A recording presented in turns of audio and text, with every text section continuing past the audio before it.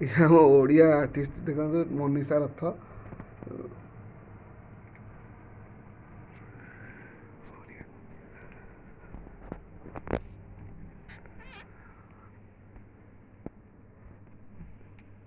Dialogue ପଢ଼।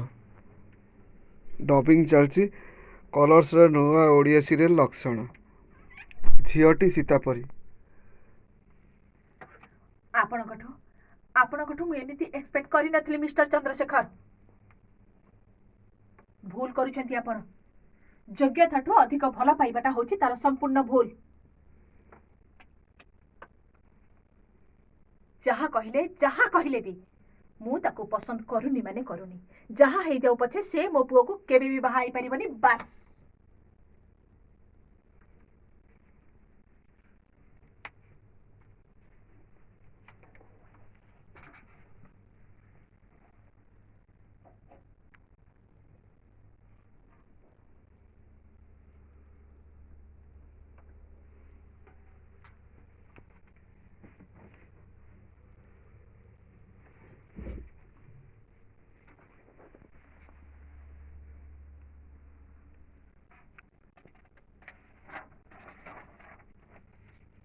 ପଢ଼।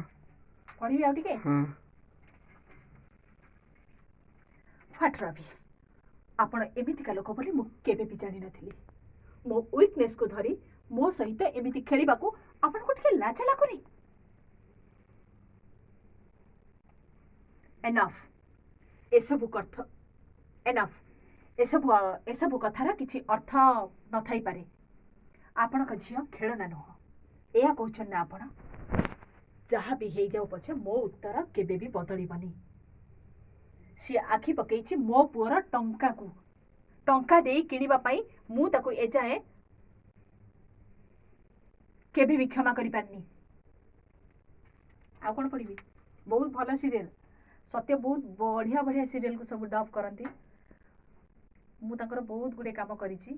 ଆଉ ମାନେ 8-10 ବର୍ଷର ଗ୍ୟାପ୍ ପରେ ମୁଁ ପୁନର୍ବାର ସତ୍ୟ ପାଖରେ ହିଁ ଡବିଂ କାମ ଷ୍ଟାର୍ଟ କଲି। ତାଙ୍କର ମୁଁ 3-4ଟା ସିରିଏଲ୍ ଡବ୍ କରିଛି। ଏଇଟାକୁ ମୋର ଚାଲିଛି ବୋଧେ 4th ସିରିଏଲ୍ ଏଇଟା ମୋର। ଆଉ ବହୁତ ରାଗି। ସବୁ ଜାଗା ରାଗ କେବଳ ମୋରି ଉପରେ ସୁଝାନ୍ତି। ଯେତେ ଯୋଉଠି ରାଗ ଥିବ ଆଉ କାହାକୁ ପାରିବେନି। ଆଉ ମୋର ଟିକେ ଟଙ୍ଗ ପ୍ରୋବ୍ଲେମ୍ ଅଛି, କଥାରେ କଥାରେ ଲାଗିଯାଏ। ତ ସେଇଟାକୁ ଧରିବେ, ତାପରେ ଆରମ୍ଭ କରିବେ ବର୍ଷଣ ମୋ ଉପରେ। ଆଉ ମୁଁ କ'ଣ କରେ କହିଲେ, ସେତେବେଳେ ରାଗେ ସତ୍ୟ, ସେ ଡବିଂ ସେପଟରେ, ମୁଁ ତ ଷ୍ଟୁଡ଼ିଓ ଭିତରେ, ତ ସେତେବେଳେ ମୋ ଉପରେ ରାଗେ, ମୁଁ ସିଧା ଏମିତି ହେଇଯାଏ। ତାପରେ ଏମିତି ଦେଖେ, ପୁଣି ଏମିତି। ତା ରାଗ ଶାନ୍ତ ହେଲା ନା ନାହିଁ? ଯଦି ଶାନ୍ତ ହେଇଥିବ ଏମିତି ଉଣ୍ଡିବି। ତ ସିଏ ମୋତେ ଦେଖି ହସିବ, ମୁଁ ଜାଣିପାରିବି ଯେ ତା ରାଗଟା ଶାନ୍ତ ହେଲା। ତାପରେ ମୁଁ କହିବି, ମାଙ୍କଡ଼, ସବୁ ଯାକ ରାଗ ଖାଲି ମୋରି ଉପରେ ସାରି ଦିଅ। ଏମିତି।